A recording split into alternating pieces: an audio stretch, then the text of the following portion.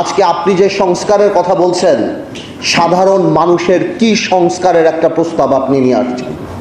আজকে ব্যবসায়ীরা হাহাকার করতেছে, এনবিআর দিয়ে এবং বিভিন্ন সংস্থা দিয়ে তাদেরকে শেষ করে ফেলাচ্ছে, গার্মেন্টস বন্ধ হয়ে যাচ্ছে। ওই তাদেরকেও কথা বলার কোনো জায়গা নাই।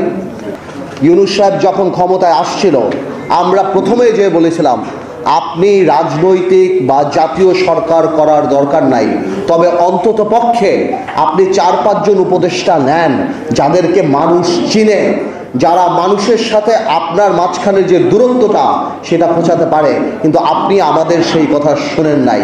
আজকে আপনার যে উপদেষ্টারা আছে তাদের অর্ধেক উপদেষ্টার নাম বাংলাদেশের মানুষ বলতে পারে না। তারা জানে না যে তাদের ভাগ্য কার দ্বারা নির্ধারিত হচ্ছে, কার দ্বারা ঠিক হচ্ছে। রাজনৈতিক দলের সাথে দূরত্ব কে সৃষ্টি করেছে? আজকে অনেকে আমাকে জিজ্ঞেস করে, পার্থ ভাই আপনারা ডিসেম্বরে নির্বাচন চান না? ডিসেম্বরের কথা তো আমরা বলি নাই, আপনি বলেছেন ইউনূস সাহেব জাতির সামনে ডিসেম্বরের কথা। আমরা বলেছি আপনারা সেই ওয়াদা আপনি রাখেন, আমাদের মুখ থেকে ডিসেম্বরের কথা আসে নাই। আজকে করিডোরের কথা শুনে কনফিউশন কে ক্রিয়েট করেছে? আমরা তো কনফিউশন ক্রিয়েট করি নাই। এই করিডোরের ইস্যু ইউনূস সাহেব আপনি নিয়ে আসছেন। আজকে কষ্ট লাগে, আজকে কষ্ট লাগে। আপনার প্রেস সচিব বলে নির্বাচন কবে? জানুয়ারিতে হতে পারে, ফেব্রুয়ারিতে হতে পারে, মার্চে হতে পারে, এপ্রিলে হতে পারে। এটা কোনো ধরনের কথা? আপনি জাতিকে কি একটা লটারির মধ্যে ফেলে দিবেন যে আজকে আপনি বলছেন আপনি সংস্কার করবেন? কিসের সংস্কার? এনসিপিকে ক্ষমতায় আনার সংস্কার, এনসিপিকে ভালো করার সংস্কার। দেখুন, এনসিপির প্রতি আমাদের দুর্বলতা আছে। এই যে বৈষম্য বিরোধী ছাত্র আন্দোলন, এদের প্রতি আমাদের দুর্বলতা আছে। আমি ব্যক্তিগতভাবে চাই যদি এত বড় একটা সংসদ সামনে আসবে, তারা যদি ঠিক করে পলিটিক্স করে সামনে আসতে পারে, I'll be more than happy. আমি শিওর আমার এখানে যারা বয়স আছে তারা হবে। কিন্তু তারা যে